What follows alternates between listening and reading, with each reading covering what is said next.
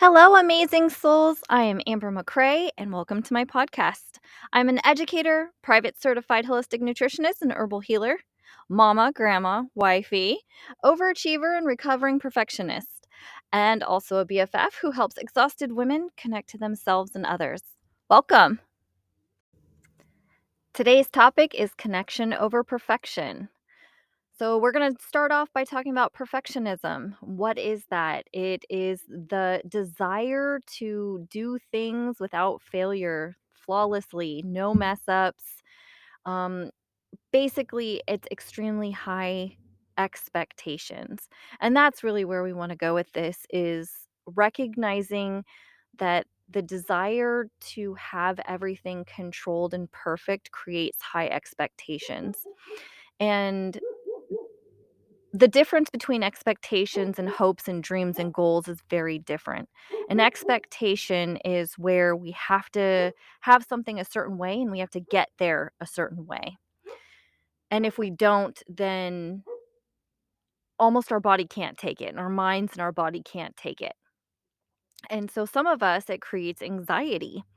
And when we have this perfectionism, when we have to have everything a certain way, most of the time this is created because we are trying to control the chaos within ourselves by making sure our outside is all controlled because we have a hard time controlling the internal. So we need to make sure the external is all controlled. And that is a lot of where perfectionism is stemmed from.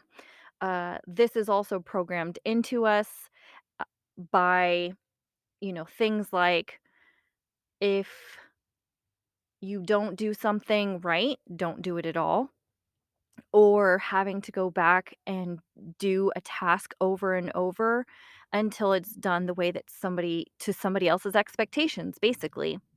And so we have created this system that first we can't fail. Second, that it has to meet these standards of other people. And when we get older, we cling on to those standards, and that makes it very hard for us to be involved with other people because other people are not going to always meet our standards. And they're not going to always do the things that we do the way that we do it. And that is a beautiful thing if we can come to the understanding that it doesn't need to be that way. And that kind of leads me into there's no supposed to be's. Things were done by our parents because that's the way that they were taught or that's the way that they liked it. But when it comes to us and the way that we do things, there's this beautiful freedom that we forget that we have. And that is that there are no supposed to be's. We can make up how we want things done, how we're going to get them done, and it doesn't have to look like everybody else. A good example of this for me was that when I started reading ton of books, I felt like I had to read front to back. I felt like I had to read the whole book before I moved on to the next book. And in working through my perfectionism, I realized that it's okay. I can move on to the next book and not be completely done. And some of you are like, "Oh my gosh, that's crazy. That how could you do that? Why would you do that?" And that's where that breaking the mold kind of comes into is like listening to ourselves and are we being guided to a different book? And really what I came to was that I was called to a certain book to get a certain bit of information. And when I get that information, I'm then called to another book, and then I can always come back because you know what? There's no supposed to be. We can do this and make this how it works for us and our family. And so, from perfectionism really stems that expectation.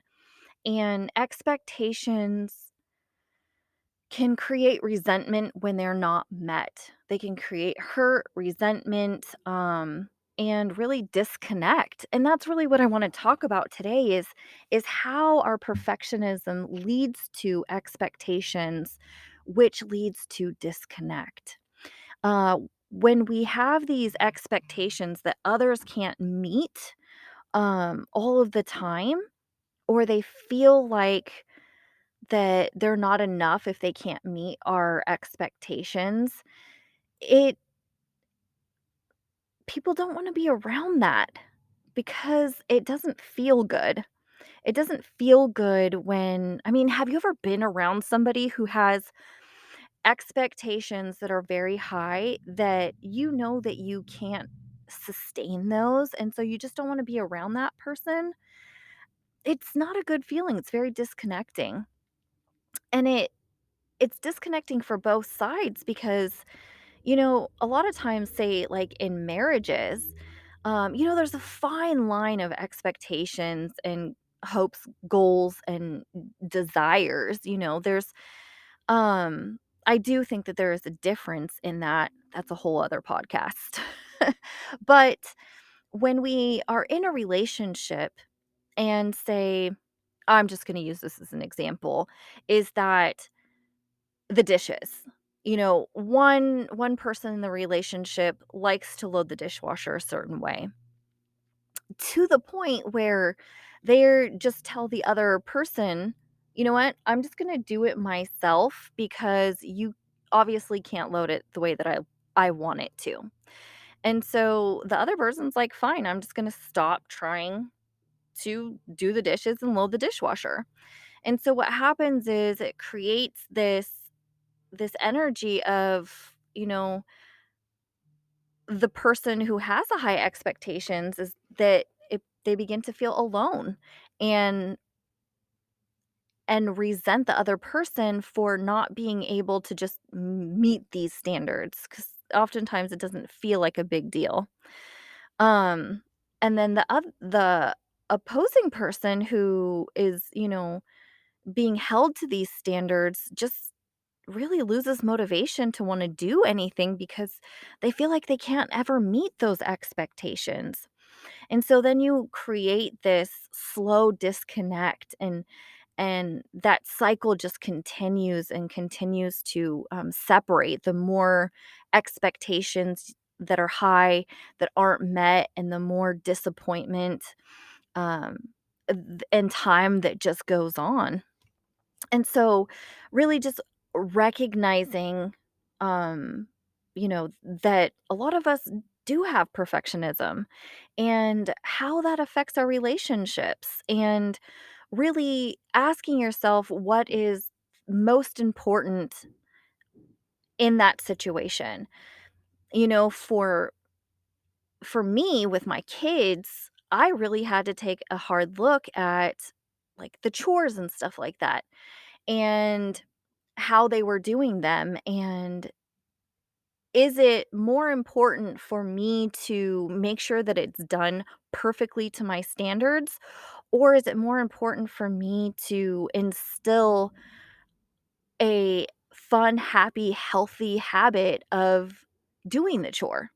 And for me, in the end, it was really making it a positive experience, a connecting experience, to where my kids want to do these things and they aren't dreading it, and they aren't having to feel like they're always not enough. They can't meet my expectations, and with that, it really sends the message that